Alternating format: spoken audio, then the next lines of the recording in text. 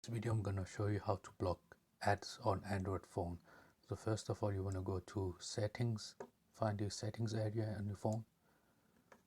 Once you're on your setting, as you can see at the top, or it may be different on your phone, just find search and then type in private DNS and tap enter,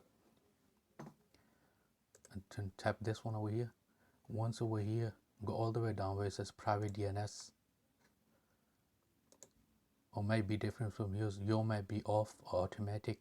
Make sure you choose this one here and then type in the text bar below, type in dns.adguard.com, and once you've done that, click here or tap save, and once you do that, the ads will be blocked on your phone.